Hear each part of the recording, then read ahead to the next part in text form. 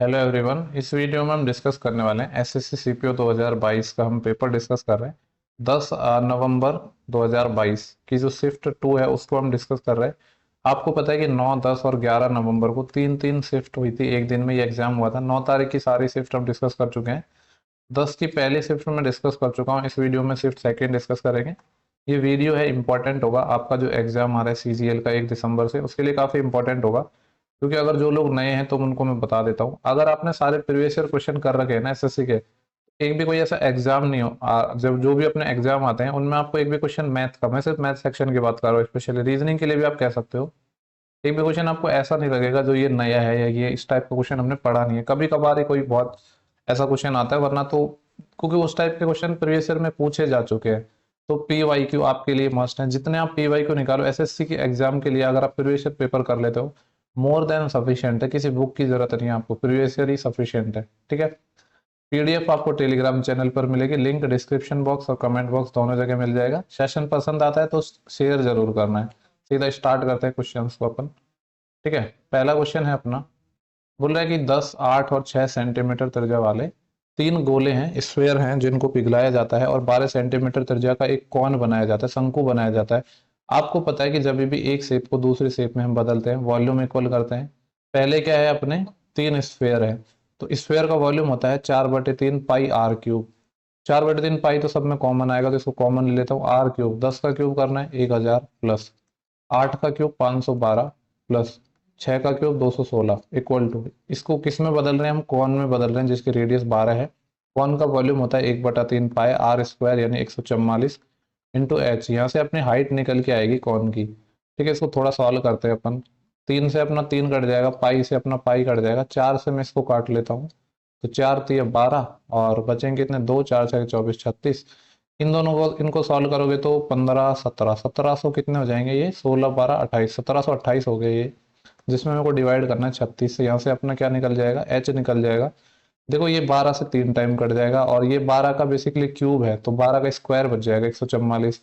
3 से और काट लो वापिस, 3 चौके 12, बचेंगे कितने, 2। तो ये 24 3 8 24, यानी जो हाइट है वो अपनी आ गई 48 सेंटीमीटर। हाइट निकल चुकी है। पूछा है कि जो शंकु है कौन है, उसका वक्र पृष्ठ क्षेत्रफल कर्ड सरफेस एरिया निकालना है। आपको पता है जो कौन का curved surface area pi R L होता है। पाई यूज करने को कहा है हमसे 3.14। आर की वैल्यू हमें पता है कितनी है, 12 है, लेकिन एल निकालना होगा। आपको पता है कौन इस तरह का अपनी शेप होती है कौन, जिसमें एल कैसे निकलेगा, ये परपेंडिकुलर होता है, रेडियस 12 है और हाइट अपने पास 48 आ गई। तो अपन को चाहिए क्या, ये वाली वैल्यू चाहिए, तो पाइथागोरस लगाएंगे। तो देखो आप रेशियो ले लो 48 और 12 का, 1 और 4 आएगा। तो यहाँ पे कितना आएगा फिर, 4 चौको 16 और 1 17, और 12 से अपन ने क्या करा था, डिवाइड करा था तो 12 से गुणा कर दिया। ठीक है। इस तरीके से आपको करना आना चाहिए। आपको ऐसे नहीं करना है कि 48 का स्क्वायर करो, 12 का स्क्वायर करो, फिर उसका अंडर रूट लो, फैक्टर करो, ऐसे नहीं। पहले रेशियो लो, रेशियो से निकालेंगे तो √17। अब रेशियो को 12 से काटा था तो 12 से गुणा कर दिया, तो ये आएगा अपना 12। एल चाहिए ना अपन को, 12 इंटू अंडर रूट 17। इसमें आई थिंक जो सबसे इंपॉर्टेंट चीज होगी ना वो अंडर रूट 17 की वैल्यू होगी, क्योंकि ऑप्शन देखो काफी ज्यादा क्लोज भी है, वो तो सॉल्व करेंगे तो पता चलेगा। वैसे जैसे अभी यहाँ पे हमें पता है कि आंसर अपना ये है, इसके क्लोज थोड़ा सा गैप तो है, खैर इतना क्लोज तो नहीं है। देखो 16 अपना होता है 4, तो 17 होगा लगभग, मैं कह सकता हूँ कि 4.12 अप्रोक्स इतना होता है, इतना लेके आप कर लो तो ये आ जाएगा 4.12। ठीक है। अब इसको सॉल्व करना है। देखो इसमें कैलकुलेशन है और कुछ नहीं है। अगर मैं बात करूं तो ये आएगा 100 आपका 144 इंटू 3.14 और इंटू अपना है 4.12। ठीक है।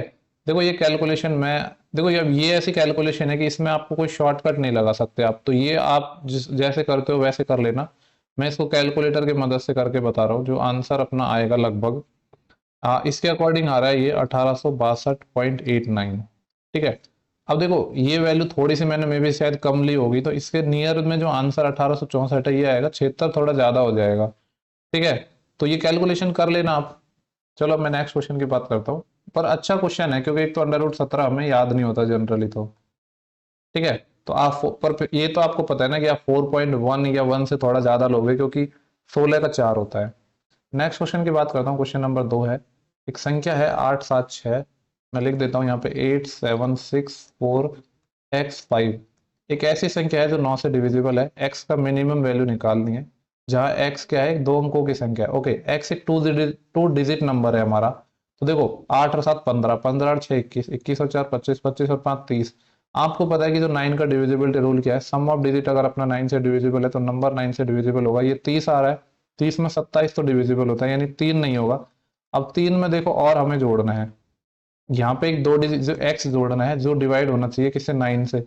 लेकिन एक्स एक नंबर नहीं है, जो एक्स है ये अपने क्या टू डिजिट नंबर है, तो ऑप्शन से बना लूंगा ना मैं इसको। प्रॉब्लम ही क्या है इसमें, ठीक है, टू डिजिट नंबर है। ऑप्शन को ट्राई करते हैं कि कौन सा ऑप्शन सेटिस्फाई करेगा। देखो अगर मान लो 18 हुआ, तो 18 और 3 21, मतलब सॉरी 18 हुआ तो 18 को 18 नहीं लिखेंगे ना, 1 + 8 करेंगे 9। तो 9 और 3 12, 12 9 से नहीं होता, यानी पहला ऑप्शन नहीं होगा। 1 4 लिया तो 1 + 4 5, और 5 और 3 8 नहीं हो पाएगा, ये नहीं होगा। अगर 1 और 5 लिया तो 1 + 5 6, 6 + 3 9, 9 9 से हो जाएगा, यही हो जाएगा। इसको भी चेक कर सकते हो कि 0 + 6। अब 6 लूंगा तो मेरा क्या आएगा यहाँ पे, आ, आ, अगर x की जगह मैंने 0 और 6 रखा तो कितना आएगा अपना, ये 3 आया था ना, तो ये 6 आएगा। तो ये भी 9 से हो रहा है यार। लेकिन देखो यहाँ पे बोला है कि x क्या था, एक कहाँ पे गया, x एक दो अंकों की संख्या है। 0 6 को एक दो अंकों की संख्या नहीं है, ये सिर्फ 6 ही है, एक अंक की संख्या है। ये जब नंबर के बीच में आता है तो दो अंकों की संख्या बन गई, लेकिन नॉर्मली तो ये एक अंक की संख्या है ना, तो इससे कंफ्यूज नहीं होना है। ठीक है, एक बार तो मैं भी थोड़ा सा कंफ्यूज हो गया था, ये चीज आपको ध्यान रखनी है। जो नेक्स्ट क्वेश्चन है, क्वेश्चन नंबर 3, उसको देखते हैं। यहाँ पे बोला कि एक संख्या है जो 132 से डिविजिबल है, तो p का मान क्या होगा।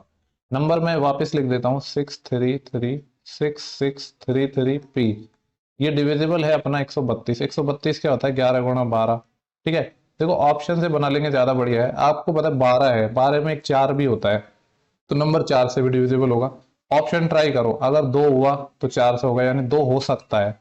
मैं बात करूं 3 हुआ तो 33 नहीं होगा, ये ऑप्शन हट जाएगा। 6 हुआ तो 36 हो सकता है, 4 हुआ तो 34, ये नहीं होगा। दो ऑप्शन तो हमने एलिमिनेट कर दिए हैं। अब देखो इसमें मैं अगर बात करूं तो पहले 12 आ रहा है, 12 में 3 भी आता है, तो सम ऑफ डिजिट भी पहले देख लेते हैं यूज करके। जैसे देखो ये तो सारे 3 से डिविजिबल ही है, क्योंकि 6 3 है सारे नंबर, तो इनको तो चेक करने की जरूरत नहीं है। पी एक ऐसा नंबर होना चाहिए जो 3 से भी डिविजिबल हो।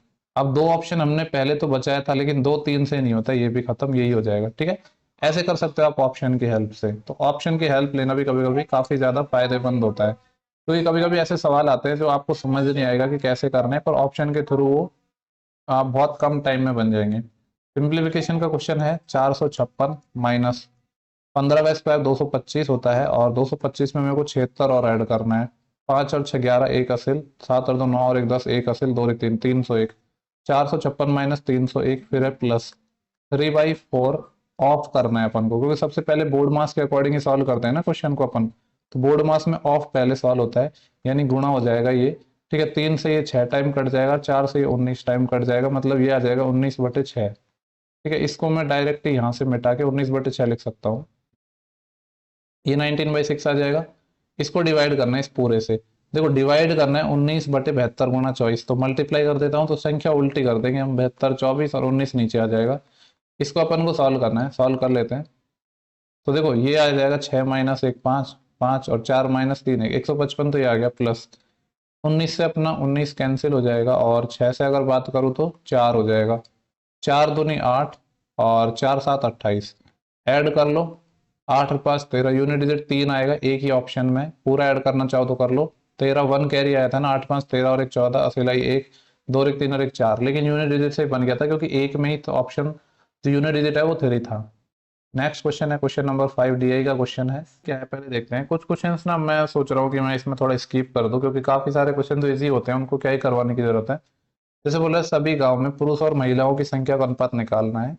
ये पुरुष है ये महिला, यानी आपको कुछ नहीं करना, जोड़ के इनका रेशियो लेना है। तो इसको आप बना के देख लेना, और ऑप्शन देख लो, ये वाला आंसर आना चाहिए आपका। ठीक है, अपन को ये निकालना है कि इसको सॉल्व करना है। इसको थोड़ा सा मिनिमाइज कर देता हूँ, ब्लर हो रहा है शायद। साइन ए अपन 1 + cos ए, और प्लस 1 + cos ए अपन साइन ए, इसको सॉल्व करना है। कुछ नहीं करेंगे, सबसे पहले एलसीएम में अपने पास एकमात्र अप्रोच है, तो एलसीएम ले लिया, 1 + cos ए और यहाँ पे साइन ए। तो जब ये इधर मल्टीप्लाई होगा तो साइन स्क्वायर ए हो जाएगा, और ये मल्टीप्लाई होगा तो 1 + cos ए का होल स्क्वायर बन जाएगा, जो क्या हो जाएगा 1 + cos स्क्वायर ए प्लस का 2 cos ए, ये बन जाएगा ना। अब यहाँ पे देखो साइन स्क्वायर ए और कॉस स्क्वायर ए है, ये वाली दोनों टर्म मिलके वन बना देंगे, ये आ जाएगा वन, और वन ऑलरेडी था तो one plus one two, two plus two cos है, तो टू कॉमन लूंगा तो वन प्लस कॉस ए बच जाएगा। ठीक है, आंसर तो मेरे को पता चल गया क्या आएगा, यहाँ पे वन प्लस कॉस ए है, क्योंकि ये टर्म तो कट जाएगी तो टू कॉस ए के आंसर आ जाएगा, ये साइन ए है। अब देखो ये वाली टर्म आपकी कट गई तो टू है, और वन अपॉन साइन होता है कोसेक। तो जब मैं सॉल्व कर रहा था तो यही मेरी ऑप्शंस पे नजर गई और आंसर आ गया था, तो एग्जाम में आपको पूरा सॉल्व नहीं करना है। नेक्स्ट क्वेश्चन है अपना, बोला कि सर्वाधिक शतक किसने बनाए। ओके, ये है 5 क्रिकेटर द्वारा बनाए गए शतकों की संख्या है, ऑप्शन से बनाएंगे। जैसे सी को अगर मैं लूं तो एक और दो तीन, तीन और एक चार बना रहा है सी। अगर ए को लूं मैं तो एक दो तीन, ए तो नहीं हो सकता। बी की बात करूं तो एक और दो तीन, तीन और चार, चार पांच हो गया, तो इससे तो ज्यादा हो गया, यानी सी नहीं होगा, बी के लिए आंसर ये हो गया। ई को और चेक करना पड़ेगा, ई में तीन है, ये भी नहीं हो सकता, बी हो जाएगा। सिंपल क्वेश्चन था ये तो। बोले एक व्रत है जिसकी जीवा की लंबाई 9 है, एक व्रत की एक जीवा है उसकी 9 सेंटीमीटर लंबाई की त्रिज्या के बराबर है। ओके, देखो एक सर्कल बनाते हैं सबसे पहले तो। एक वृत्त की एक जीवा है और उसकी 9 सेंटीमीटर लंबाई की एक त्रिज्या के बराबर है। तो मान लो ये कोई ऐसे कॉर्ड है और एक सर्कल है जिसकी रेडियस है अपनी 9, तो ये 9 है, ये 9 है, और ये जो कॉर्ड है इसकी लंबाई भी 9 है। तो पूछे क्या है, इसके द्वारा दीर्घ वृत्तखंड में अंतरित कोण निकालना है। दीर्घ वृत्तखंड में अंतरित कोण निकालना है, यानी कि जो ये अपना कॉर्ड है, कौन सी कॉर्ड है ये, इसको अगर नाम देना चाहो तो ऐसे दे दो, ये ए बी है, ये ए है। ठीक है, इसके द्वारा एंगल अपन को निकालना है दीर्घ वृत्तखंड में,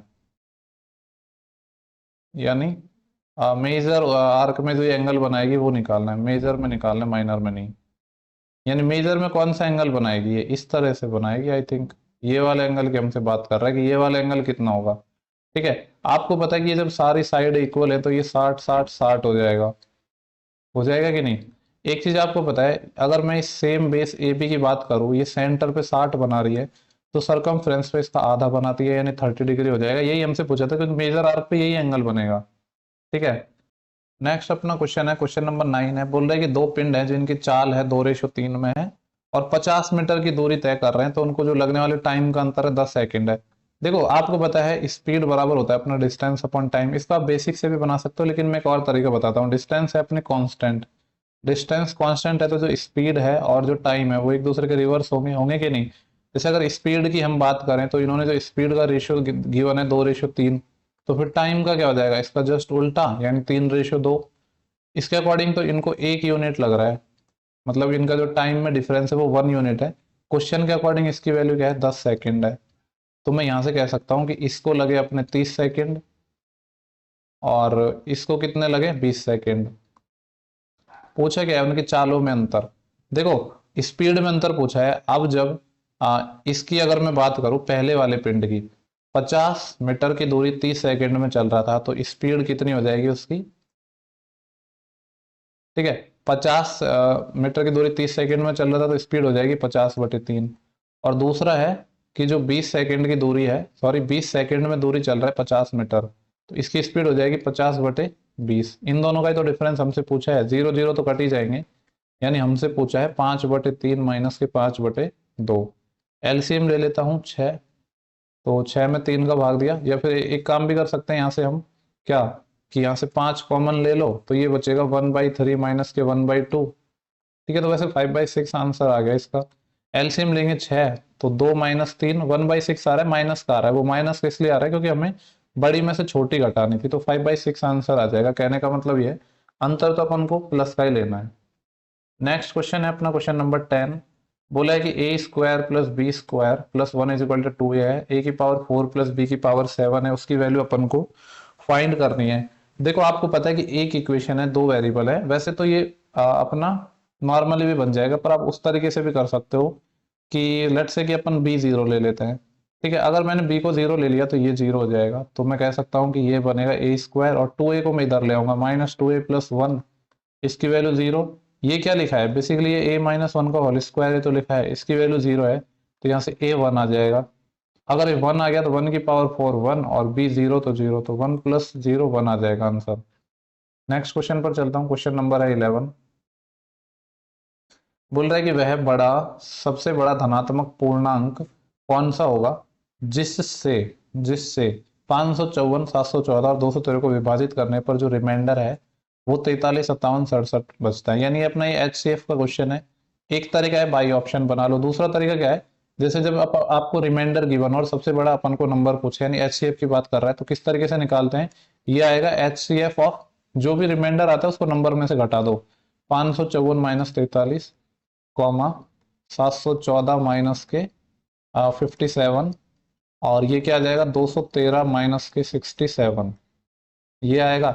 इसको सॉल्व करो, 4 में से 3 गया तो 1 और 55 में से जब 4 जाएंगे तो 51, 511, 14 में से 7 गए तो 7, एक असिल बढ़ गई और 71 में से जब 6 जाएंगे तो 65 बच जाएंगे कॉमा 13 में से 7 गए तो कितने बचेंगे अपने पास 6, यहाँ एक कैरी बढ़ जाएगी और 21 में से जब 7 जाएंगे तो 14, 146।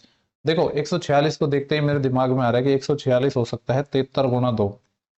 ठीक है, तो सबसे बड़ा 73 ही आएगा इसमें। आप पर ऐसा नहीं है कि हम डायरेक्ट 73 देख के लगा देंगे, आप देखो ये 73 के मल्टीपल में ही आपको मिलेंगे। जैसे इसकी मैं बात करूँ तो ये 73 का कितना गुना होना पड़ेगा, इसको शायद 7 गुना होगा, ये 7 21 और 80 2 7 7 49 2 51, बिल्कुल ये 73 गुना 7 है। और सिमिलरली ये भी 73 का मल्टीपल होगा, फिर ये कितना होना पड़ेगा, इसको 9 गुना होगा, ये 9 3 27 2 9 7 23 2 65, बिल्कुल सबसे बड़ा कॉमन में वो 73 ही नजर आ रहा है क्योंकि उसके बाद तो 2 9 7 में कुछ कॉमन है ही नहीं, तो 73 इसका आंसर आ जाएगा। ठीक है, नेक्स्ट क्वेश्चन पर चलते हैं। क्वेश्चन नंबर है 12, बोल रहा है कि AB कंपनी में उत्पादन में 1 वर्ष के बाद 10% की वृद्धि हुई, अगले वर्ष 22% की वृद्धि हुई, तीसरे वर्ष 5% की वृद्धि हुई, मूल उत्पादन में 3 वर्षों के लिए समग्र जो परसेंटेज है वो कितना बढ़ा। देखो इसको सॉल्व करने के कई सारे अपने तरीके हो सकते हैं, लेकिन अगर मैं आपको बताऊं तो सबसे अच्छा तरीका, पहले मैं इसको 2 तरीके से बताऊंगा क्योंकि हो सकता है सब लोगों को पता नहीं हो। ये बेसिकली उस तरीके से ही है जैसे अपन CI का सॉल्व करते हैं क्वेश्चन। ठीक है, उसमें आपने कॉन्सेप्ट पढ़ा होगा 3 ईयर का जो CI क्या होता है, डायरेक्ट अपना एक फॉर्मूला होता है A+B+C plus AB plus BC plus CA, क्योंकि सक्सेसिव वाई तो केस है, मैं 2 मेथड से बताऊंगा, चिंता मत करो। प्लस ये आता है ABC बटे 10,000, इकाई दहाई सैकड़ों हजार 10,000। ठीक है, ये अपना 10 था और एक 22 था, 22 और 10 कितना हो जाएगा 32, 32 और 5 37, तो 37 तो ये आ गया। प्लस AB 22 गुणा 10 ये कितना आ जाएगा 220, BC 22 पंजे 110 प्लस का CA यानी 5 गुणा 10 50, इसको डिवाइड करना है 100 से, प्लस में ABC बटे 10,000 और आएगा, इसको मैं भी निकालूंगा लेकिन सबसे पहले मैं इन दोनों को कैलकुलेट कर रहा हूँ। तो देखो यहाँ पे आ जाएगा ये कितना आ जाएगा 0 0 0 तो 0 आ जाएगा, 5 और 1 6, 6 और 2 8 और 1 और 2 3, 380 बटे 100 है, यानी कि मैं कह दूंगा कि 3.8 आ जाएगा क्योंकि 0 इससे कट जाएगा, पॉइंट यहाँ लग जाएगा, तो 37 और 3 40.8 तो ये आ गया। और इसके बाद जो ये मैंने वैल्यू इसलिए नहीं निकाली क्योंकि ये वाली वैल्यू होती है ना बहुत ही ज्यादा कम आती है, यानी नेग्लेक्ट कर सकते हैं इस वैल्यू को हम, इससे आंसर थोड़ा सा बड़ा आता है तो इसलिए मैंने उसको छोड़ दिया। चाहो तो आप निकाल सकते हो, आपका एग्जैक्ट आंसर आ जाएगा। तो 40.8 के जो नियरेस्ट है वो क्या है 40.9। ठीक है, मैंने कहा था कि मैं 2 तरीके बताऊंगा तो मैं दूसरा तरीका भी बता देता हूँ, तो उसके लिए मेरे को इसको मिटाना पड़ेगा यहाँ से। दूसरा तरीका कुछ नहीं है, आप रेशियो मेथड लगा सकते हो। इसमें रेशियो मेथड तब लगाते हैं जब अपनी जो परसेंटेज है वो थोड़ी अच्छी होती है। ठीक है, या फिर एक और तरीका है कि आप 2 2 में लगा दो, क्योंकि परसेंटेज एक 22 आ रहा है, 22 तो अच्छी परसेंटेज नहीं है, तो पहले 2 2 में मैं लगा सकता हूँ। ठीक है, पहले तो 10% होता है अपना 1/10 यानी 10 से 11, 5% होता है 1/20, तो मैं कह सकता हूँ कि 20 से 21 हो जाएगा। ठीक है, इन दोनों में लगा दो, चलो छोड़ो तीनों में लगा देता हूँ। 22% क्या होता है 22/100 होता है, 2 से काटेंगे तो 11/50, यानी 50 से ये कितना बढ़ जाएगा 11, तो कह सकता हूँ कि 61 हो जाएगा। इसको सॉल्व करना है, देखो 50 को 20 से करेंगे तो अपना कितना आ जाएगा 1000 आ जाएगा और 100 और यानी 10,000 आ जाएगा, इतना ही आएगा ना, 5 दूनी 10 और 3 0 और 10,000 आ जाएगा बिल्कुल। और यहाँ पे देखो ये क्या आएगा, 21 को 61 से पहले मल्टीप्लाई कर रहा हूँ मैं, तो 21 एकम 21 इधर साइड में कर देता हूँ। यहाँ पे हमको करना है 21 गुणा 11 गुणा 61, यही करना है ना। अब देखो चाहे तो 21 को 61 से कर लो या 11 को 61 से कर लो, 11 को मैं कर लेता हूँ इससे पहले। तो यह जाएगा 21 एकम 21 2 80, 21 छः 126 और 2 128। अब 11 से और करना है, 11 एकम 11 80 लाई 1, 11 8 88 और 1 89 80 लाई 8, 11 दूनी 22 और 8 30, 3 80, 11 एकम 11 और 3 14, इतना आ गया, ये आ गया 10491। अपन को चाहिए कितना परसेंट बढ़ा, तो परसेंट तो 100 पे निकलता है, तो उसके लिए क्या करना होगा, 100 बनाने के लिए 100 से भाग देना होगा यहाँ पे। जब आप 100 से भाग दोगे तो ये आंसर आएगा अपना यहाँ पे, कितना आएगा 140.91। तो 100 की कोई चीज़ है 140.91 हो गई, तो कितनी बढ़ गई 40.91। इसके नियरेस्ट ऑप्शन थर्ड है। ठीक है, दो तरीके मैंने बता दिए हैं, आई थिंक अब आपको समझ आ गया होगा। चलते हैं नेक्स्ट क्वेश्चन पर अपन। क्वेश्चन नंबर है अपना 13, x plus one by x 2 है। जब भी x plus one by x 2 होगा तो एक्स 1 होगा, 1 होगा तो इसकी वैल्यू निकालेंगे, ये भी 2 ही आ जाएगा। ये तो एकदम बेसिक क्वेश्चन है अलजेब्रा का। X Y Z W, X Y Z W क्या है अपने चतुर्थ अनुपात में है, ठीक है, फोर्थ प्रोपोर्शन में है। तो पूछा है कि ये क्या होगा। आपको पता है जब भी ये प्रोपोर्शन में है, चारों क्या है अपने प्रोपोर्शन में है, तो मैं इसको दो तरीके से निकाल सकता हूँ कि एक्स और वाई का रेशियो बराबर होगा वाई और जेड का रेशियो, यानी एक्स बटे वाई यानी 3/13 बराबर होगा वाई बटे जेड। वाई जेड नहीं, मतलब एक्स वाई के बाद जेड और डब्लू। तो जेड अपन को नहीं गिवन है लेकिन डब्लू गिवन है, कितना है 39। 13 से ये 3 टाइम कट जाएगा तो ये कितना आ जाएगा 9 आ जाएगा। ठीक है, आप उस तरीके से भी निकाल सकते हो कि आपको पता है जो फोर्थ प्रोपोर्शन होता है, जैसे कि ए बी सी तीन अपने नंबर हैं, तो फोर्थ प्रोपोर्शनल अगर एक्स है तो एक्स क्या होता है, एक्स होता है बी सी बाई ए। उस तरीके से भी आप निकाल सकते हो। तो यहाँ पे हमसे जेड की वैल्यू इन्होंने पूछी है। अब जेड तो अपना ये मिड वाला है, तो यहाँ पे हमारा अगर इस फॉर्मूले से निकालना होता तो फिर इस तरीके से निकलता, जेड नहीं निकलता डब्लू निकलता। डब्लू किस तरीके से निकलता, बी गुणा सी, मतलब वाई इंटू जेड बटे ए मतलब एक्स। जो जो वैल्यू थी रख दो, डब्लू की वैल्यू 39 है, वाई की वैल्यू 13 है, जेड निकालना है और एक्स कितना है 3 है। 13 से ये 3 टाइम तो यहाँ से भी 9 आ जाता। बेसिकली प्रोपोर्शन में होते हैं तो हर दो रेशियो आपस में इक्वल हो जाएंगे। नेक्स्ट क्वेश्चन है अपना, एक आदमी 24 मीटर पूर्व की ओर जाता है, 10 मीटर उत्तर की ओर जाता है। ठीक है, आपको पता है जो डायरेक्शन होती है, रीजनिंग में भी कह सकते हैं इस क्वेश्चन को, पर मैथ में डाला है इन्होंने। इनिशियल पॉइंट मान लो यहाँ है, यहाँ से एक पर्सन है जो 24 मीटर पूर्व की ओर गया, पूर्व होता है अपना ईस्ट, इस डायरेक्शन में 24 गया। फिर यहाँ से क्या हुआ 10 मीटर वो उत्तर के डायरेक्शन में गया, यानी ऊपर जाएगा 10 मीटर। पूछ रहा है कि जो इनिशियल और फाइनल पोजीशन है उनके बीच की डिस्टेंस कितनी होगी। देखो इसको मैं रेशियो से बनाऊंगा, 10 और 24 है, इसको मैं रेशियो में लिख सकता हूँ 5 और 12। 5 बार देख के मेरे को समझ आया कि 5 बार 13 ट्रिपलेट होता है, तो ये 13 आने चाहिए था। लेकिन हुआ क्या, यहाँ पे रेशियो को मैंने 2 से डिवाइड किया था, तो 2 से यहाँ मल्टीप्लाई कर दूंगा, 13 दूनी 26। ठीक है, बेसिकली हाँ था तो ये ट्रिपलेट, रेशियो लेके आपको ट्रिपलेट बनाने होते हैं अगर डायरेक्ट समझ नहीं आ रहा है तो। ऐसे नहीं कि आपको पाइथागोरस लगानी है बच्चों की तरह, वो टाइम नहीं है कंपटीशन लाइन में। देखो ये सवाल सबसे पहले तो बता दूं ये क्वेश्चन रॉन्ग है, क्योंकि देखो आप खुद बताओ मुझे, यहाँ पे बोल रहे हैं कि दिए गए वृत्त में ए बी व्यास है। देखो कहीं किसी भी एंगल से व्यास लग रहा है, बिल्कुल नहीं है। चलो मैं मान भी लेता हूँ कि ये अपना ज्यादा बढ़ा दिया थोड़ा, तो यहीं तक ये लाइन होनी थी। तो फिर क्या आप यहाँ पे एक्स निकाल पाओगे, इस फिगर का इस फिगर से कोई रिलेशन ही नहीं है, तो ये क्वेश्चन गलत है। ठीक है, अब देखो सही क्वेश्चन ये क्या हो सकता था, अगर ये इस तरीके से है तो मैं ये कह सकता हूँ कि ए बी अपना व्यास था, यानी ये व्यास ऐसे होना चाहिए था। ठीक है, और फिर ये शायद ये जो बाहर भी नहीं बननी चाहिए थी शेप, क्योंकि देखो ये फिर इसको अंदर ही बनाना पड़ेगा। ये बेसिकली यहाँ पे पता है इस तरीके से शेप हो सकती थी, और ये जो ऊपर वाली शेप है इसको भी कनेक्ट करना पड़ेगा, तो इस तरीके से होगा। ये सेम बेस वाला कॉन्सेप्ट पे बना होगा ये क्वेश्चन। शायद आंसर निकालेंगे तो पता चल जाएगा अगर कोई ऑप्शन मैच किया तो ये अपना डायमीटर था, और फिर ये देखो ये आपस में टच नहीं है, तो शायद ये फिर लाइन ऐसे रही होगी। मैं जस्ट एक आइडिया लगा रहा हूँ कि ऐसे कुछ फिगर रही होगी शायद। एंगल एक्स दिया था, यानी ये वाला एक्स हमें फाइंड करना था, और ये वाला एंगल आपको 50 गिवन था। एक चीज आपने पढ़ी है, क्या पढ़ी है, कि सेम बेस पर बने एंगल है, सर्कमफ्रेंस पर सेम एंगल बनाते हैं। यानी इस बेस की मैं बात करूं तो यहाँ पे 50 बना रहा है, तो इस सेम बेस पे जो ये वाला एंगल है ये भी कितना होगा 50 होगा, होगा कि नहीं होगा, ये वाला एंगल 50 होगा। ठीक है, अब एक चीज और आपको पता है कि ए बी अपना डायमीटर है, तो डायमीटर है, इससे अपने ऐसे दो लाइन खींचे तो ये एक दूसरे को 90 पर काटती है ना। 90 ये 50 ये कितना हो गया 140, तो फिर इसको 40 होना पड़ेगा। तो अगर इस तरीके से अपना क्वेश्चन बनता तो उसके अकॉर्डिंग एक्स 40 होना चाहिए था। ऑप्शन देखते हैं, 40 है, बिल्कुल ऑप्शन नंबर 4 था ये। ठीक है, तो ये क्वेश्चन रॉन्ग था। हर शिफ्ट में आपको रॉन्ग क्वेश्चन देखने को जरूर मिला है, कहीं तो जो पावर्स हैं उसको गलत लिख दिया गया है। नेक्स्ट क्वेश्चन है अपना डीआई का है। यहाँ पे पूछा गया कि छात्र क्यू द्वारा भौतिक विज्ञान में क्यू कहाँ है ये रहा, और फिजिक्स कहाँ है इसका ये रहा। देखो ये परसेंटेज में है डेटा, जो नीचे वाला है ये पूरा परसेंटेज है, और ये वाला है मैक्सिमम मार्क्स है। तो 80 का 90% कितना होगा, 72 मार्क्स मिले इसको। और हिंदी में, हिंदी कहाँ है, ये रहा। हिंदी में तो देखो 100 में से ही है, तो जितने मिले उतने ही हो जाएंगे। क्यू को हिंदी में मिले हैं 54, तो 72 और 54 कितने हो जाएंगे, 7 और 5 12। इसको मैं थोड़ा सा मिटा देता हूँ, ये तो अपना 72 आया था और ये 54, 7 और 5 12, 120 और 4 और 2 6, 126 हो जाएंगे। तो पूछ रहा है कि जो ये 126 अंक है भूगोल और इतिहास में छात्र टी द्वारा, टी अपना ये रहा, भूगोल का ये रहा और इतिहास ये रहा। भूगोल में टी ये 88% है 75 का। अब देखो चाहे तो 75 का 88% निकाल दो या 88 का 75% निकाल दो। इजी क्या है 88 का 75% निकालना।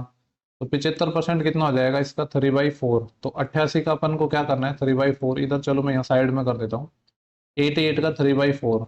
क्योंकि आप ए का 20% निकाल लो या बी का 1% निकाल लो, एक ही तो बात है। तो ये 22 टाइम कर जाएगा, 22 या 66, यानी 66 मार्क्स तो इसमें है।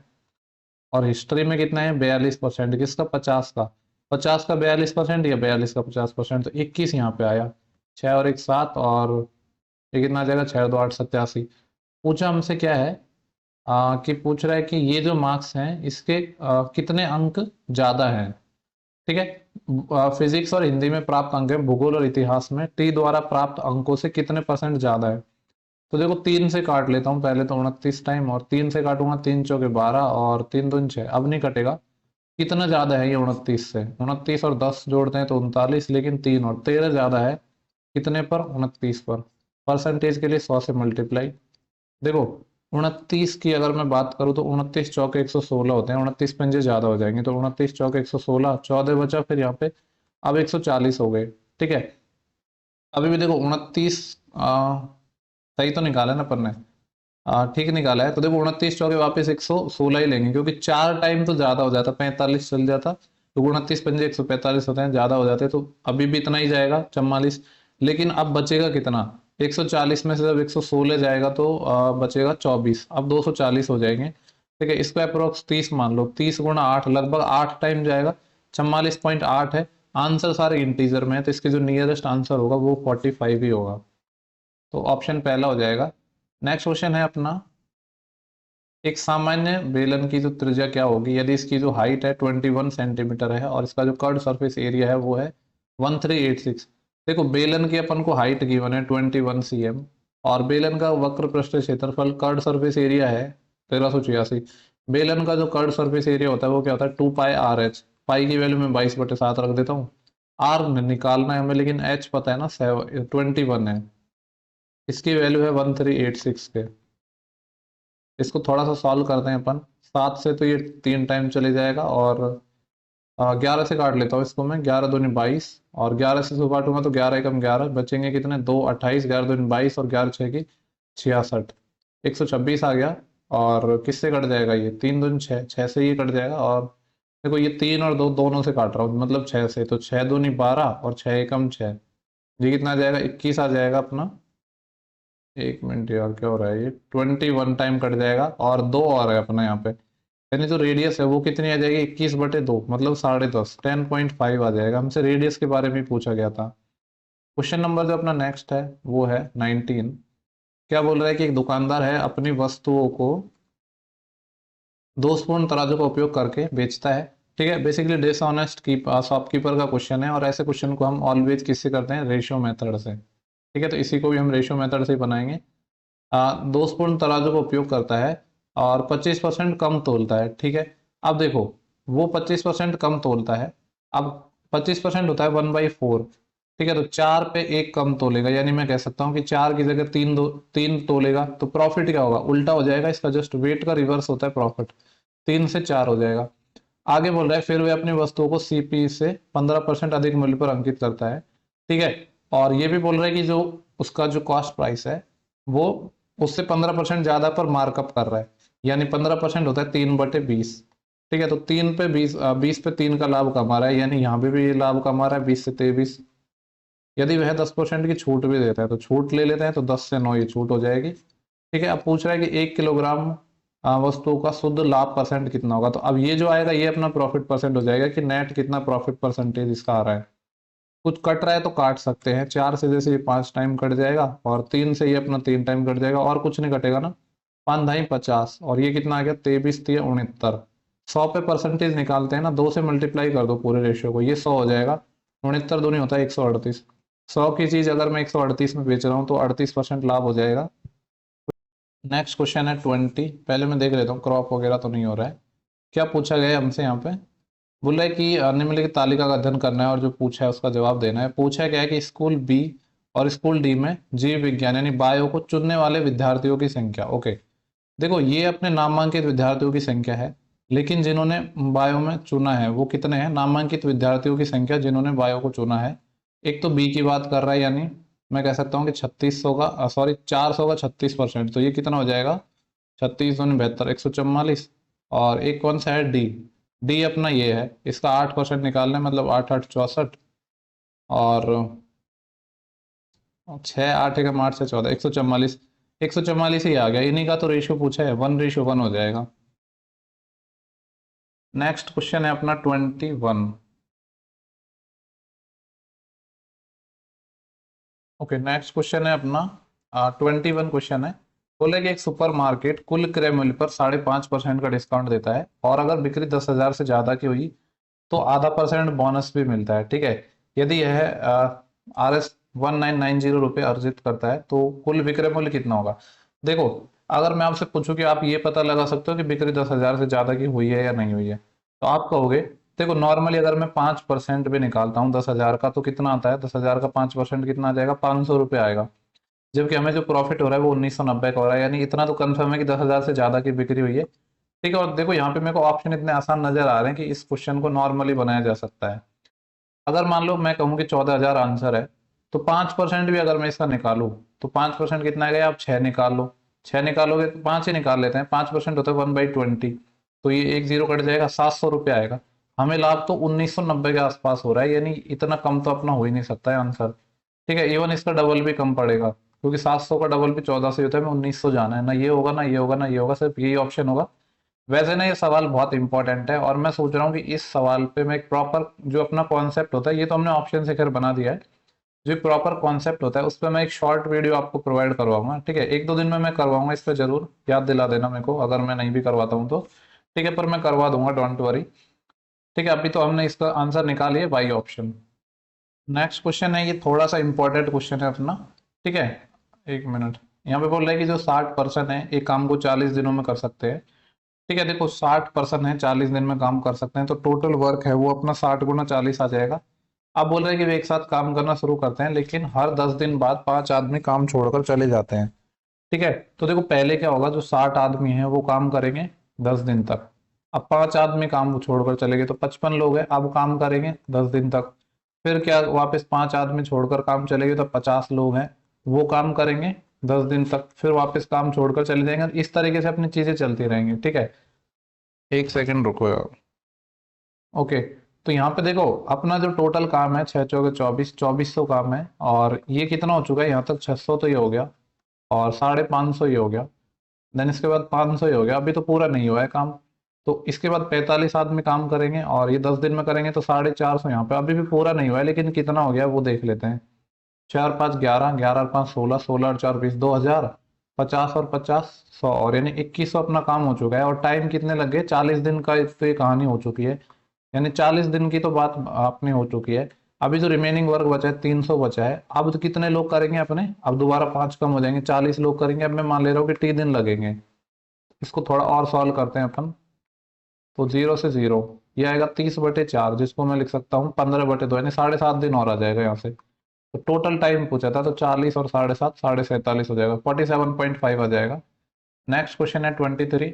बोल रहा है कि एक बल्ले और एक गेंद की जो कीमत है वो 9:5 में है। एक बैट है अपना, बैट है और एक बॉल है।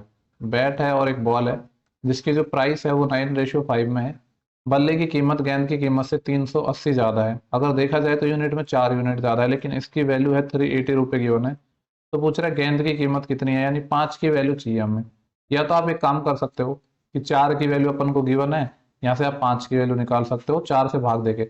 या आपको पता है 4 को हमें 5 ही तो बनाना है, तो अगर मैं इसको 1.25 से मल्टीप्लाई कर दूं तो 5 ही तो बन जाएगा ये, क्योंकि 4 × 4 और 25.25 ये। तो अब 1.25 को भी मैं ऐसे कह सकता हूँ कि 5/4 होता है 1.25, तो इसका 5/4 कर दो। ठीक है, हालांकि वही बात है, इन सबको मैं से हटा देना, वरना काफी लोग कहेंगे कि ये सब क्या कर रहा हूँ। एक की वैल्यू निकाल लो आप, 380/4, और इसको पाँच, पाँच की वैल्यू चाहिए ना, पाँच से मल्टीप्लाई कर देते हैं। चार नाम 36, बचेंगे कितने, दो, और चार पंजे 20, पाँच पाँच 25, अस्सी लाई दो, पाँच नाम 45 और दो 47, 475 है option second. Next, next question है अपना डीआई का 24 है। यहाँ पे बोला गया है कि 2012 में कंपनी बी और डी की औसत बिक्री, तो मैं थोड़ा सा जूम कर रहा हूँ।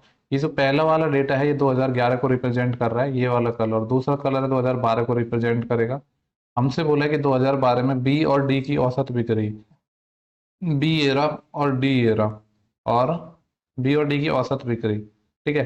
तो देखो बी की औसत बिक्री कितनी हो जाएगी अपनी 2012 में, जो सेकंड कलर वाला है, यानी 18 तो ये, और 21 ये, 21 और 8 29 और 10 39/2 है, ये 39/2 है। आगे क्या बोल रहा है, 12 में बी और डी की औसत बिक्री है, 11 में ए और ई की औसत बिक्री का कितना प्रतिशत है। ओके, 11 में ए और ई, ए अपना ये रहा और ई अपना ये रहा, और 11 की बात कर रहे हैं, यानी पहला वाला कलर, ये 11 लिखा हुआ है और यहाँ पे 18 लिखा हुआ है।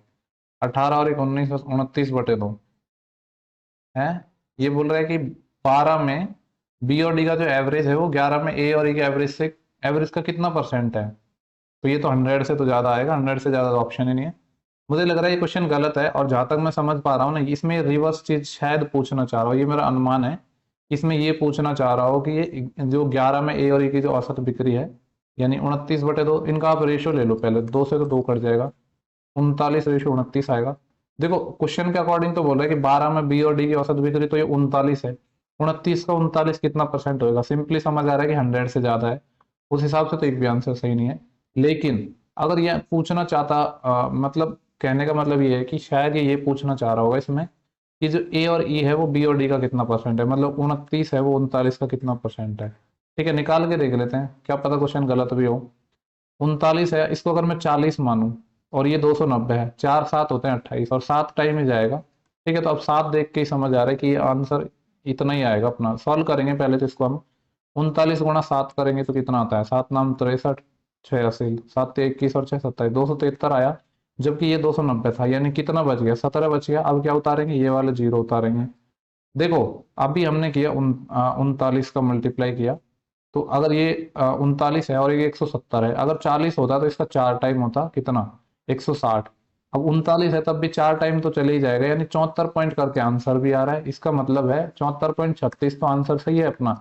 लेकिन एक क्वेश्चन इन्होंने गलत पूछ लिया, ये पूछना था कि ए और ई इसका कितना परसेंट है।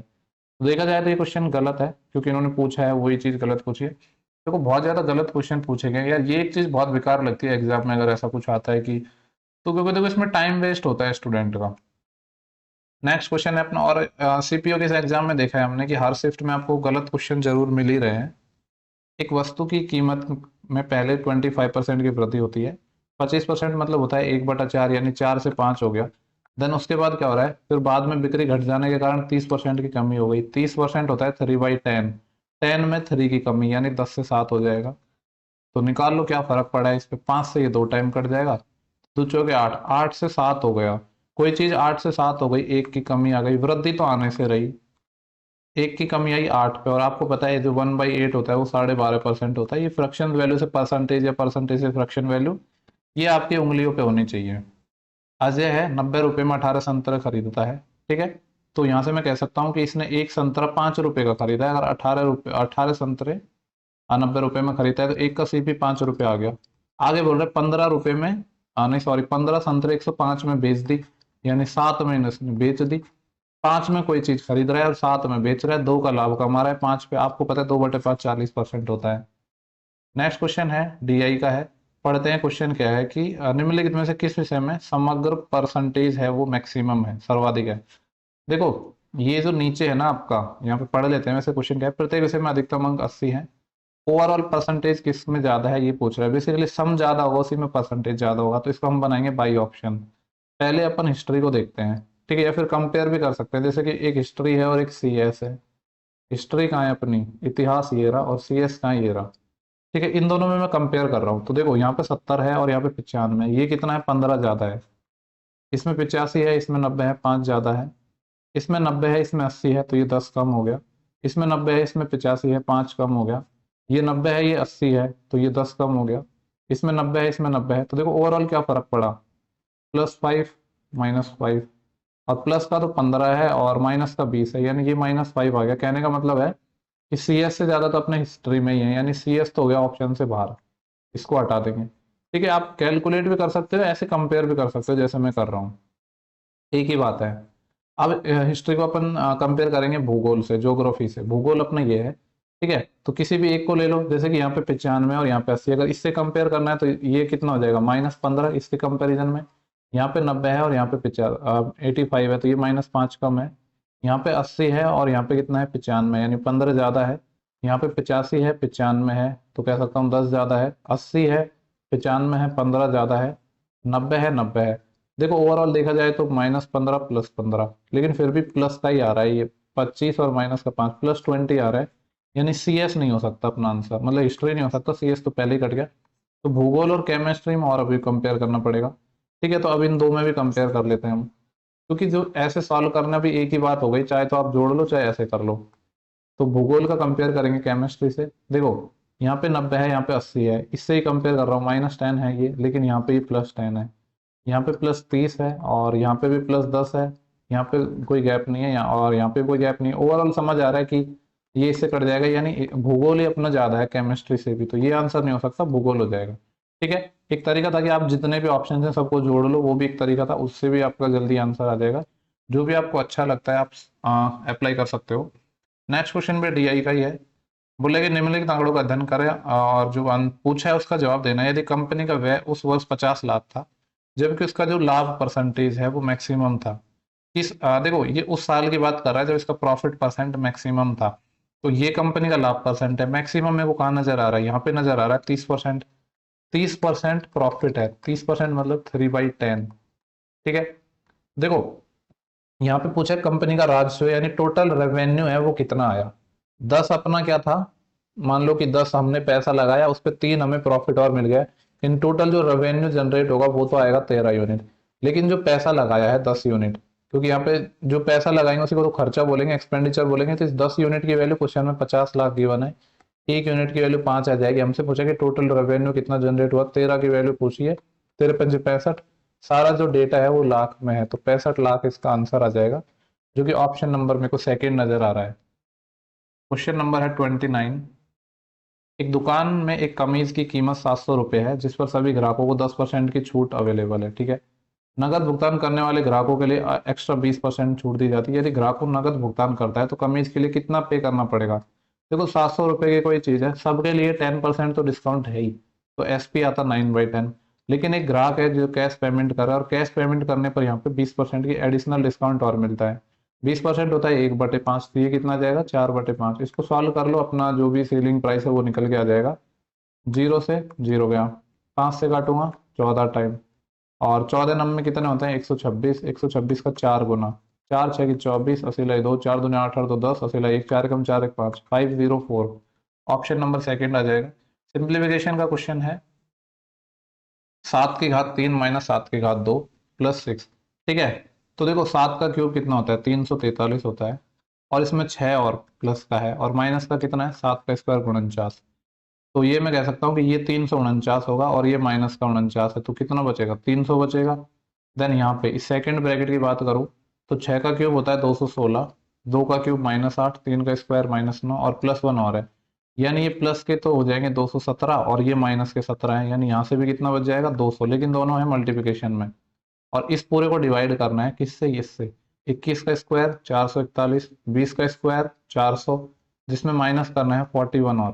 देखो 441 में से जब 41 माइनस होएगा तो 400, और 400 और यानी 800 से डिवाइड करना है यहाँ पे।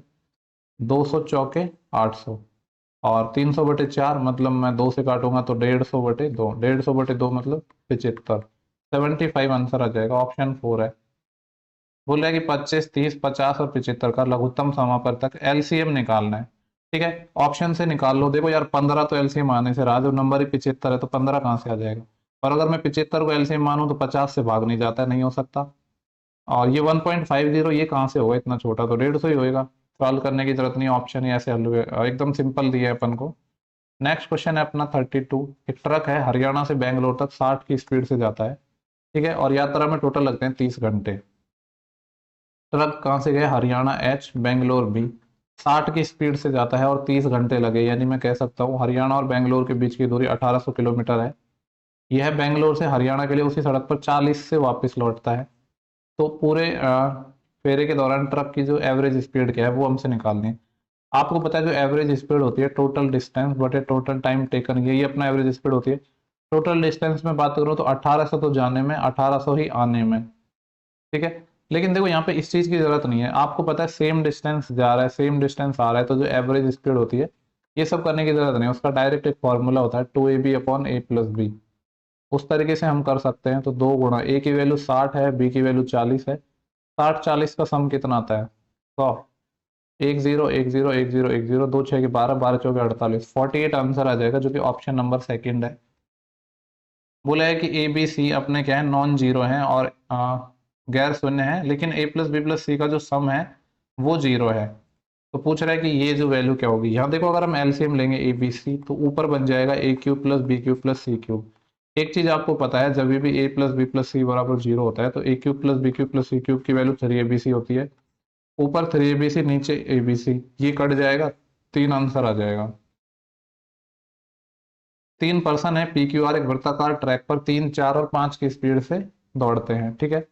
एक ट्रैक है अपना जिसकी जो लंबाई है 36 किलोमीटर है, इस पूरे ट्रैक की जो लंबाई है वो 36 किलोमीटर है।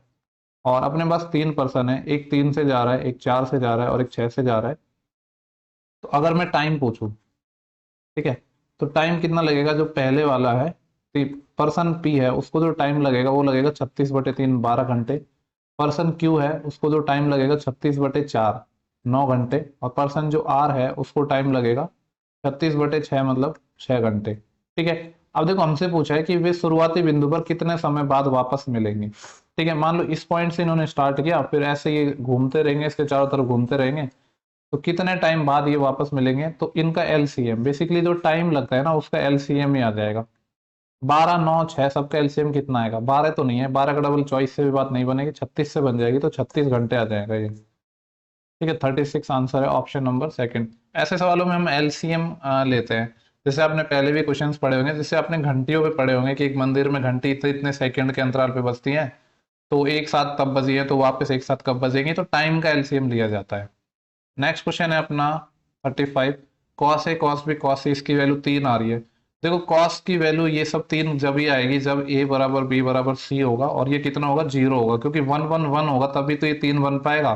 और कॉस 1 होता है 0 डिग्री पर, तो 0 रखेंगे तो, और लेकिन साइन तो साइन 0 पे तो 0 आता है, तो सारी वैल्यू 0 आ जाएंगी, तो 0 आंसर आ जाएगा, क्योंकि साइन 0 0 होता है, कॉस 0 1 होता है। ओके, नेक्स्ट क्वेश्चन है क्वेश्चन नंबर 36। यहाँ पे बोल रहा है कि 108 72 5a का उच्चतम सामान्य गुणनखंड। उच्चतम सामान्य गुणनखंड क्या होता है, और ए इंटू है शायद 108 72 और a का लघुत्तम समापवर्तक क्या हो सकता है।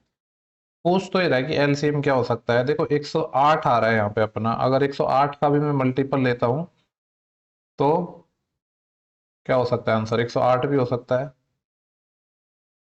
108 72 और 5a का उच्चतम सामान्य गुणनखंड है।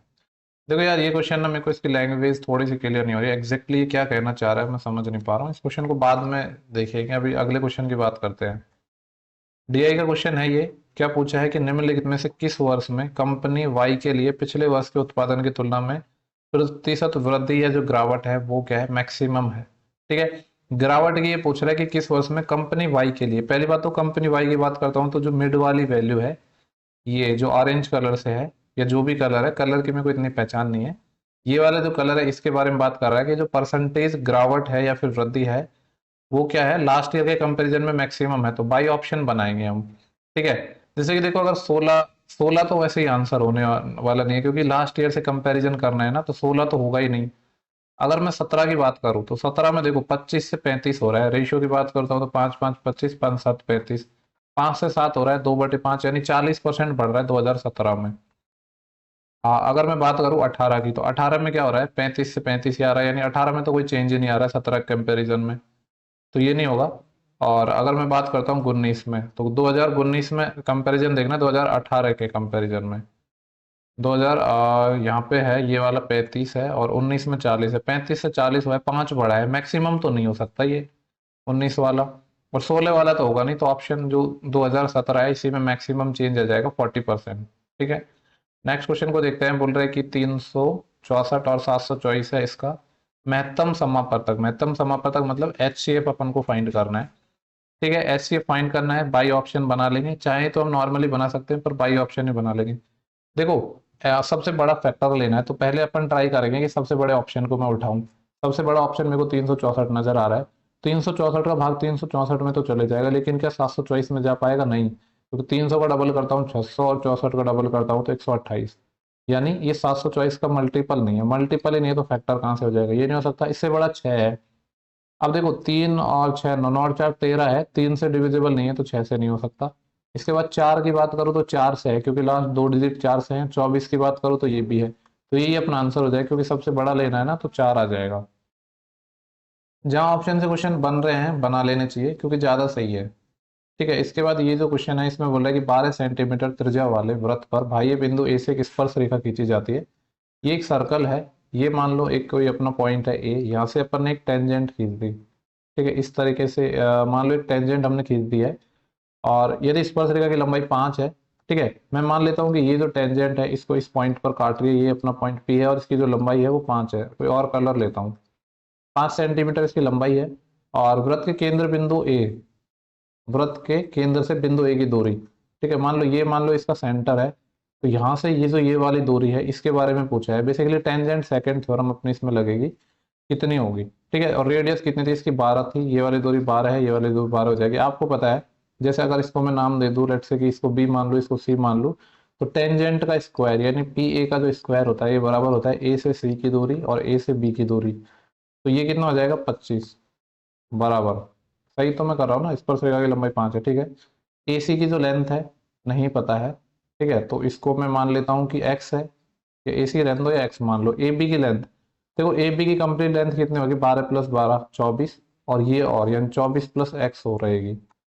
देखो यहाँ पे देख के एक चीज तो समझ आ रही है कि ये इक्वेशन तभी सेटिस्फाई हो सकती है जब x बराबर 1 हो, क्योंकि 24 + 1 25, और x 1 लेंगे तो 25 बराबर 25 तभी बनेगा। x क्या माना है हमने? ए सी, यानी यहाँ से यहाँ तक की लेंथ अपनी 1 आ गई। हमसे पूछ रहा है कि पॉइंट ए से जो सेंटर है उसके बीच की दूरी पूछ रहा है, यानी यहाँ से लेकर यहाँ तक की दूरी। 12 तो ये रेडियस थी, एक ये, तो 12 और एक कितनी हो जाएगी? 13 हो जाएगी। नेक्स्ट क्वेश्चन है अपना 40, इसको देख लेते हैं। Cosec A plus cot A की वैल्यू m है, और cosec A minus cot A पूछा है, तो 1/m हो जाएगा। ये तो सिंपल सा है, आपको पता है ना कि cosec cosec square theta minus जो कॉट स्क्वायर थीटा होता है ये 1 होता है। यहाँ से दो फैक्टर आते हैं, a+b और a-b वाले, वो 1 के बराबर है तो एक दूसरे के उल्टे हो जाएंगे। अगर ये m है तो ये 1/m हो जाएगा। ये तो सिंपल क्वेश्चन था एकदम। नेक्स्ट क्वेश्चन है 41, बोल रहे हैं कि वृत्त का क्षेत्रफल इतना है। वृत्त का क्षेत्रफल क्या होता है? πr² यानी 22/7 इंटू आर स्क्वायर है। इसकी वैल्यू 1386 गिवन है। ठीक है, 22 से तो ये घटेगा नहीं, मैं 11 से काट लेता हूँ। 11 दूनी 22, और 11 एकम 11 बचे 2 28, 11 दूनी 22, और बचेंगे कितने? 6 66। 11 6 66, वैसे कट रहा था इससे भी, ये 2 से ये 63। तो अगर मैं आर स्क्वायर को देखूँ तो 63 को मैं लिख सकता हूँ 7 × 9, और ये जो 7 है ये और मल्टीप्लाई में चले जाएगा। तो रेडियस कितनी आ जाएगी? 7 7 का एक 7 बार, और 9 का 3 हो जाएगा, यानी जो रेडियस है 21 आ गई। यही पूछा था कि जो त्रिज्या है वो कितनी हो सकती है या कितनी होगी, तो 21। नेक्स्ट क्वेश्चन है 42, बोल रहे कि एक टंकी में 3 नल लगे हुए हैं ए बी सी, जो टंकी को 10 12 और 20 घंटे, सॉरी 10 20 और 25 घंटे में भर सकते हैं। 3 नल है हमारे पास, ए बी सी। ये 10 घंटे में भर सकता है, ये 20 घंटे में भर सकता है, और ये 25 घंटे में भर सकता है। ठीक है, एलसीएम कितना आ जाएगा? 100। ये 10 ढाई 100, 20 पंजे 100, 25 चौके 100। ठीक है, बोल रहे हैं कि शुरुआत में तीनों नलों को एक साथ खोल दिया और 2 घंटे के बाद नल सी को बंद कर दिया। ठीक है, यानी पहले तो क्या हो रहा है कि ए बी सी तीनों मिलकर 2 घंटे तक भर रहे हैं। अब तीनों की इफिशियंसी बात करो तो 10 और 5 15, 15 और 4 19, 19 की इफिशियंसी से 2 घंटे में 38 भर देंगे प्लस। आगे बोल रहा है और ए और बी को चालू रखा जाता है। ठीक है, 4 घंटे के बाद नल बी को भी बंद कर दिया। देखो स्टार्टिंग के 2 घंटे ए और बी ने काम किया, अब सी चले गया, अब कौन करेगा? सिर्फ ए और बी। और 4 घंटे बाद, ये जो 4 घंटे है वो इनिशियल से 4 घंटे की बात कर रहा है। ठीक है, ये आपको कंफ्यूजन नहीं होना इस चीज में। 4 घंटे बाद बी को भी बंद कर दिया, यानी मैं कह सकता हूँ कि इन्होंने 2 घंटे तो पहले हो गए, तो 2 घंटे तक और काम किया। तो ए प्लस बी यानी 10 और 5 15, 15 की इफिशियंसी से 2 घंटे में 30 काम कर दिया, और फिर बी को भी बंद कर दिया। अब काम करेगा सिर्फ ए अकेला। काम कितना हो गया टोटल? 38 और 30 कितने हो जाएंगे अपने? 68 काम हो गया है। ठीक है, 68 काम तो हो चुका है। बचा कितना है? अपना 72 बचा है ना, सॉरी क्या बोल रहा हूँ, 32 और बचा है। तो 32 काम जो करेगा वो अकेला ए ही करेगा। हमसे पूछा है कि ए ने अकेले ने कितना परसेंट काम किया, ए द्वारा अकेले के कार्य का परसेंटेज। तो देखो ए ने 32 काम तो यहाँ पे किया, प्लस ए ने 2 दिन यहाँ पे काम किया है, 2 दिन यहाँ पे किया है, यानी 4 दिन काम किया है। ए की इफिशियंसी 10 है, 10 की इफिशियंसी से 4 दिन में 40 काम यहाँ पे, तो 40 30 72। ठीक है, तो 72% काम इसने किया, जो कि ऑप्शन नंबर पहला है। इस सवाल में दिखने में तो ये आसान लग रहा है, पर काफी लोग इसमें गलती कर सकते हैं। क्या कर सकते हैं, मैं आपको गलती भी बता देता हूँ। ठीक है, यहाँ पे आप ऐसे गलती कर सकते हो कि ये ए और बी को मतलब ए बी सी को 2 घंटे तक चालू रखा, फिर 4 घंटे के बाद बी को भी बंद कर दिया। तो आप ऐसे कर दो कि ए और बी ने 4 घंटे तक काम किया, फिर आपका आंसर नहीं आएगा, तब आपको पता चलेगा कि आप गलती कर रहे हो। ठीक है, तो अगर ऐसा अगर आपने सोचा भी है तो नहीं सोचना है। नेक्स्ट क्वेश्चन की बात करते हैं। बोल रहे हैं कि सर्वाधिक शतक किस वर्ष में बनाए गए। ये बहुत ही आसान क्वेश्चन है। ठीक है, चाहो तो देख लो, 18 19 20 21 का डेटा हमें निकालना है। 18 में कितने बनाए? 1 और 2। इसमें तो ज्यादा है, इसमें 2 और 5, इसमें 5 है, इसमें बात करो तो 3 है। ये नहीं हो सकता, ये नहीं हो सकता। 2019 में बने, ये तो एकदम हलवा क्वेश्चन है। नेक्स्ट क्वेश्चन है अपना 44। बोल रहा है यदि 7500 रुपए की राशि पर चक्रवृद्धि ब्याज की दर से 8% की दर से 1.5 साल 1.5 ईयर में अपन को क्या निकालना है, निवेश की जाती है, और जो ब्याज है वो हाफ ईयरली कंपाउंडेड है, तो मिश्र धन अमाउंट पूछा है। ठीक है, क्वेश्चन क्या है कि प्रिंसिपल अपना 7500 है, 8% ईयरली रेट से 1.5 साल के लिए निवेश किया जाता है, लेकिन जो कंपाउंड कर रहे हैं वो हाफ ईयरली कर रहे हैं। तो अगर मैं रेट की आपसे बात करूं, ईयरली तो 8% था, लेकिन जब हाफ ईयरली होगा तो 4% हो जाएगा। ठीक है, देखो इसको सॉल्व करने के बहुत सारे तरीके अपने पास हो सकते हैं, और मैं एक काम करता हूँ, मैं आपको इसको गोल्डन रेशियो मेथड से बता देता हूँ, जो मैंने कल भी बताया था उसी से मैं बता देता हूँ। गोल्डन रेशियो मेथड से, और 1.5 साल की बात कर रहा है, यानी 6 6 महीने की 3 साइकिल बनेंगे, तो 3 साल का अपना गोल्डन रेशियो क्या होता है? 331। कैसे निकालेंगे? इससे अपना सिर्फ इंटरेस्ट निकल के आएगा। 7500 रुपये पर पहले 4%, 4% होता है 1/25, तो ये कितना आ जाएगा? 25 तिया 75, 300 आ जाएगा। फिर 300 का क्या करेंगे अपन वापिस, 1/25 निकालेंगे, तो ये कितना आ जाएगा? 25 एकम 25, बचेंगे कितने? 5 50, 25 दूनी 50। अब 12 का वापस निकालना है अपन को 4%। ठीक है, ये आप कैसे 4% निकाल देता हूँ। 12 का 4% कितना होएगा? 12 × 4/100, यानी 48/100। मैं कह सकता हूँ कि 0.48 आएगा। अपन को तो यहाँ से सिर्फ इंटरेस्ट निकल के आएगा, लेकिन अमाउंट चाहिए। पहले तो इंटरेस्ट निकाल लेते हैं, ये 331 से मल्टीप्लाई कर दिया, तो देखो इंटरेस्ट कितना आया? 900 रुपये तो यहाँ से आया, और 36 रुपये यहाँ से आया, और 0.48 यहाँ से आया। कितना इंटरेस्ट आ गया टोटल? ये तीनों को अगर मैं जोड़ूंगा तो 936.48 इतना आ गया। ये तो अपना इंटरेस्ट है CI। अगर मेरे को अमाउंट निकालना है तो क्या करना होगा? इसमें प्रिंसिपल और ऐड करना होगा, यानी इसमें मेरे को 7500 और ऐड करने होंगे। 75 और 9 कितने होते हैं? 84, 8436.48। ऑप्शन थर्ड है। नेक्स्ट क्वेश्चन है, और क्या पूछा है यहाँ पे? इसकी value under root cos theta. देखो एग्जैक्ट तो मेरे को नहीं पता है, ये क्वेश्चन प्रीवियस ईयर में पूछा गया है, और जहां तक मुझे याद है ये सवाल अपना मेंस 2017 का सवाल है, जितना मुझे याद आ रहा है। ठीक है, कोई नहीं, सॉल्व कर लेते हैं, नहीं भी आया होगा तो कोई बात नहीं, लेकिन देख के मेरे को यही लग रहा है इस सवाल को कि ये सवाल तो मैंने किया हुआ है पहले।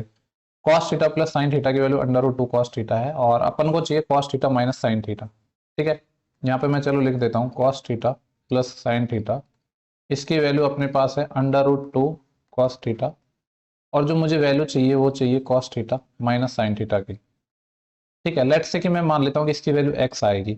आपने एक प्रॉपर्टी पढ़ी है, क्या पढ़ी है? कि a sine theta plus b cos theta अगर आपका x है, और a फिर साइन अपने जो फंक्शन बदल जाएंगे, a cos theta plus b minus b sine theta बराबर y है। ठीक है, बेसिकली दोनों का स्क्वायर करके जब जोड़ते हैं वो वाली प्रॉपर्टी। इसमें साइन अलग अलग होते हैं क्योंकि 2ab वाली टर्म काटनी होती है, इनके कॉफिशिएंट 1 1 है यहाँ पे। ठीक है, कौन सी प्रॉपर्टी की बात कर रहा हूँ? चलो मैं लिख देता हूँ, a sine theta plus b cos theta, अगर इसकी वैल्यू x है, सिमिलरली a, अब यहाँ पे फंक्शन बदल दो, cos theta minus b sine theta, इसकी वैल्यू अगर y है, तो एक प्रॉपर्टी होती है x square plus y square बराबर होता है a square plus B square. ऐसे ही सेक और टेन में और कॉट और कॉसेक में भी होती है, माइनस आता है उनके बीच में। A square plus B square, 1 square plus 1 square, तो 1 आ जाएगा बराबर। यहाँ पे क्या आएगा अपना? ये अंडर रूट 2 और इसका स्क्वायर, सॉरी स्क्वायर करेंगे ना तो ये तो 2 हो जाएगा, तो ये क्या आ जाएगा 2 और कॉस स्क्वायर थीटा प्लस का ये एक्स स्क्वायर। हमको चाहिए एक्स चाहिए हमको, क्योंकि हमने माना इसको एक्स है। तो अगर यहाँ से मैं एक्स स्क्वायर निकालूंगा तो ये 2 है और ये माइनस का 2 उधर चले जाएगा, तो 2 कॉमन लेना पड़ेगा, और फिर जब 2 कॉमन लूंगा तो 1 माइनस कॉस स्क्वायर थीटा आएगा, जो कि क्या आ जाएगा साइन स्क्वायर थीटा। लेकिन हमें तो एक्स चाहिए ना, तो इसका अंडर रूट ले लेंगे, तो अंडर रूट 2 साइन थीटा, ये अपना आंसर आ जाएगा। कौन सा ऑप्शन है ऐसा? Option number 4। नेक्स्ट क्वेश्चन पर चलते हैं। क्वेश्चन नंबर 46 है। एक शीत भंडार की लंबाई है इसकी चौड़ाई से 5 गुनी। जो लंबाई है वो चौड़ाई, ठीक है, लंबाई बटे चौड़ाई की बात कर लेता हूँ। चौड़ाई की 5 गुनी है, अगर ये 1 है तो ये 5 है, और इसकी ऊंचाई 8 है। ठीक है, हाइट की बात करता हूँ तो ये 8 मीटर है।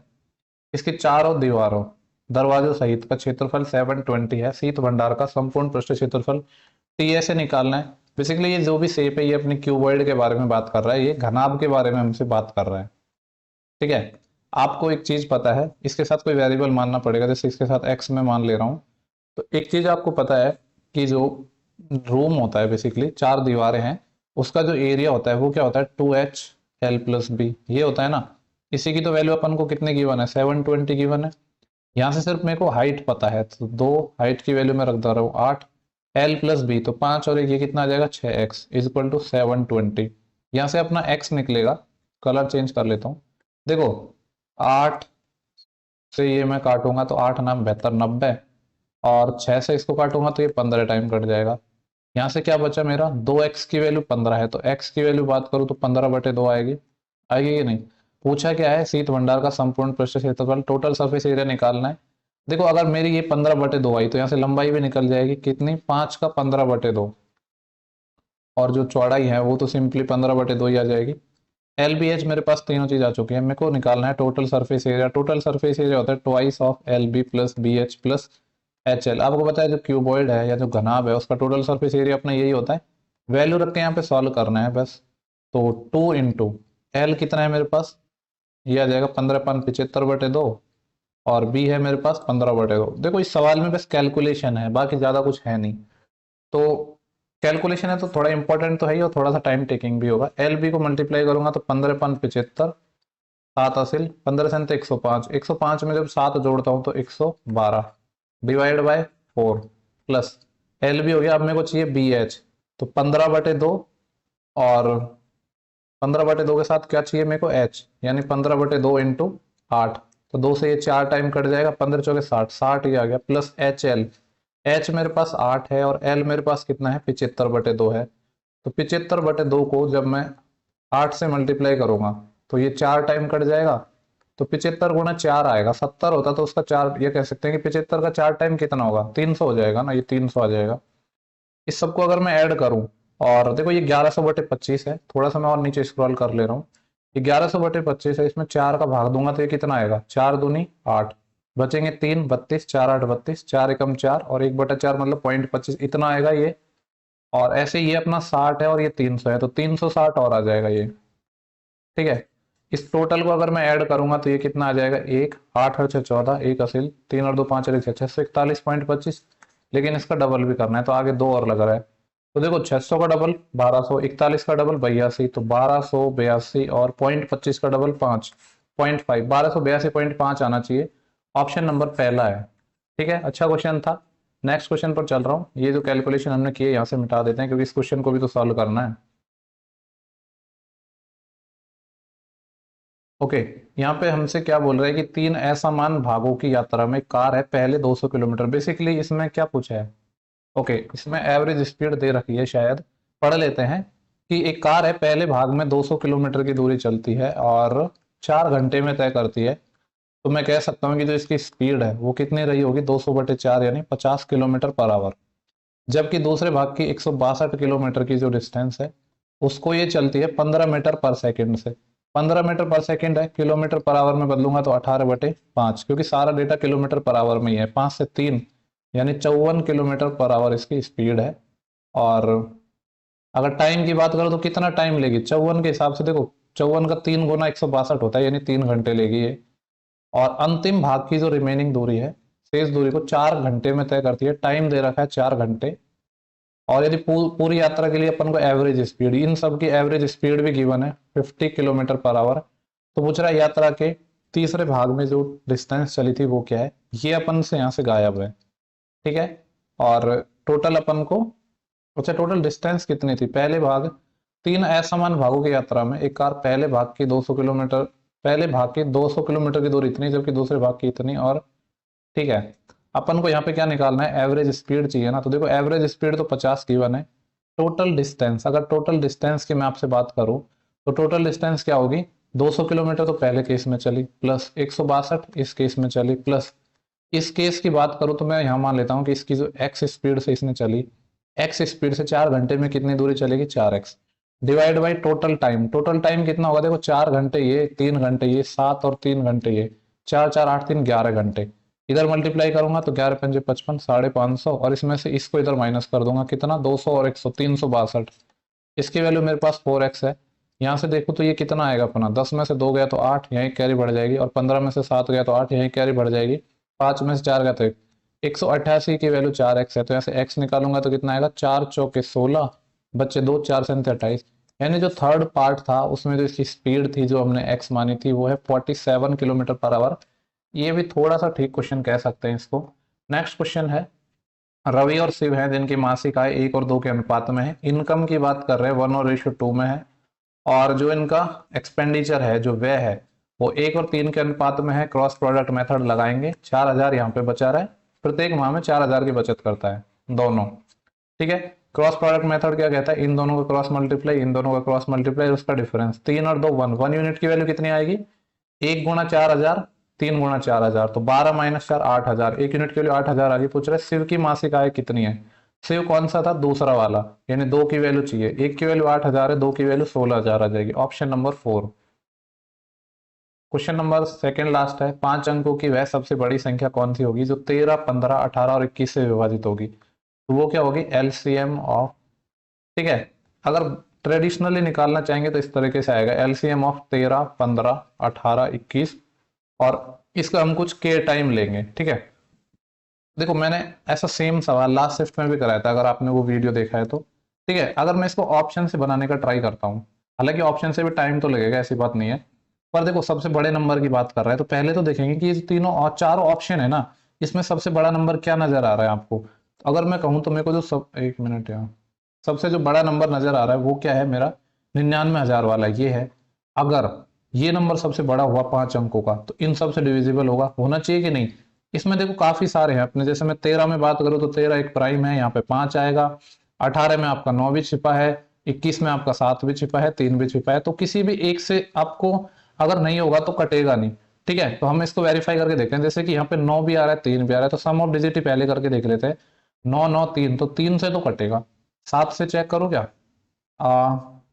वैसे देखो 3 से तो कट गया, लेकिन 9 और 9 18, और 18 और 3 21 आ रहा है, जबकि 18 में 9 भी छिपा है, यानी कि 9 से भी कटना चाहिए था, 3 से ही कट रहा है, जबकि यानी ये वाला आंसर बाहर हो गया।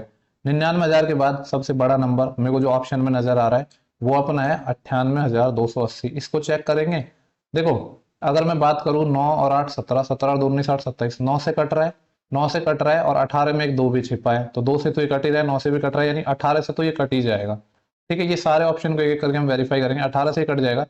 21 की बात करो तो 3 से तो कट ही रहा है, तो 7 से और चेक कर लेता हूँ, तो 7 से 98 कटता है, 7 से कटता है, 7 से भी कट रहा है, 3 से तो ऑलरेडी कट रहा था, 15 में 3 और 5 आता है, 3 से तो कट ही रहा था, और 5 से भी कटेगा, लास्ट में 0 है, तो 13 से और वेरीफाई करना पड़ेगा। अगर 13 से हो गया तो यही अपना आंसर हो जाएगा। 13 7 91, बचेंगे कितने अपने पास, 7 72, 13 पंजे 65, 7 78, 13 6 78, बिल्कुल ये कट गया, यही अपना आंसर हो जाएगा, ठीक है। बाकी कल मैंने जैसे बताया था इनका आप एलसीएम लो, फिर इसमें कोई ऐसी के की वैल्यू लेनी होगी जिससे कि सबसे बड़ा नंबर आ जाए 5 डिजिट का, कल करवाया था सवाल मैंने सेम, ठीक है। तो इस तरीके से आप कर लेना, बाई ऑप्शन मैंने बता दिया है। लास्ट क्वेश्चन है शिफ्ट का अपना, 15 जो परिणाम है इनका औसत 21 गिवन है, 15 अपने परिणाम है उनका जो एवरेज 21 है, पहले 7 का, फर्स्ट 7 का जो एवरेज है वो क्या है 21 है, और जो लास्ट 7 है उनका जो एवरेज है वो क्या है अपना 20 है। तो बोल रहा है कि जो 8वां रिजल्ट है वो क्या होगा। तो बड़ा ही आसान क्वेश्चन है। देखो यहाँ पे जो फर्स्ट 7 परिणाम है उनका एवरेज 21 है, और ओरिजिनल भी 21 था, यानी यहाँ से तो कुछ अंतर आएगा ही नहीं, यहाँ से तो 0 आएगा। इसको देखते हैं, जो टोटल 15 हैं उनका एवरेज 21 था और जो लास्ट 7 हैं उनका 20 है। यानी कह सकता हूं कि एवरेज कितना कम है, एक कम है, कितने नंबर पर, 7 नंबर पर। तो ओवरऑल क्या फर्क आया कि जो सम में -7 की कमी आएगा, ये -7 की कमी इसलिए आई क्योंकि जो बचा हुआ जो रिजल्ट है वो ज्यादा होगा। क्योंकि कोई चीज जब ज्यादा है उसमें से आप कम लेके जा रहे हो तो -7 आ गया ना, यानी ये जिस -7 को बैलेंस कौन करेगा, बचा हुआ 8वां नंबर। क्योंकि फर्स्ट 7 और लास्ट 7 तो अपने आ गए, तो 8वां नंबर क्या होगा, एवरेज तो होगा ही, इस -7 को बैलेंस करने के लिए +7 और करना पड़ेगा। ठीक है, ये 28 आ गया। देखो काफी लोगों को कंफ्यूजन होता है, पर नहीं होना चाहिए। कंफ्यूजन होता है तो मैंने एक ही तरीका बताया, अगर माइनस है तो प्लस कर दो, प्लस है तो माइनस कर दो। पर आप चीजों को समझो, यहाँ पे अपना -7 क्यों आया, क्योंकि अब हम एवरेज से भी कम लेके जा रहे हैं, तो ओवरऑल एवरेज जो सम में कमी आ गई, उस सम के में जो कमी है उसको पूरा कौन करेगा, बचा हुआ नंबर जो कि 8वां नंबर है। ठीक है, सिर्फ 2 का ही अपना सॉल्यूशन हो गया। आई होप कि ये वीडियो आपको काफी ज्यादा पसंद आया होगा। इसके अंदर अपना एक क्वेश्चन रह गया है जो था ना वो, कि जिसमें ए था और उसका कुछ एलसीएम वगैरह पूछ रहा था। उस क्वेश्चन को मैं बाद में देखूंगा, मेरे को थोड़ा लैंग्वेज में कंफ्यूज हो रहा हूँ उसमें मैं। ठीक है, अगर आपको वीडियो पसंद आया है तो शेयर जरूर करना है। नेक्स्ट वीडियो में जल्दी मिलेंगे, तब तक के लिए बाय बाय, टेक केयर।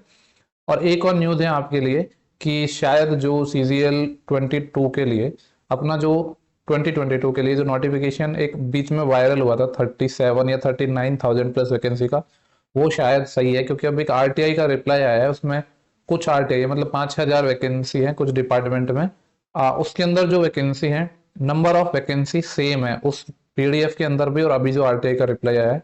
तो उसके अकॉर्डिंग मैं कह सकता हूँ कि काफी अच्छी वैकेंसी आने वाली है। ठीक है, बाकी ऑफिशियल आ जाएगा तो पता चल ही जाएगा। चलो, टेक केयर, बाय।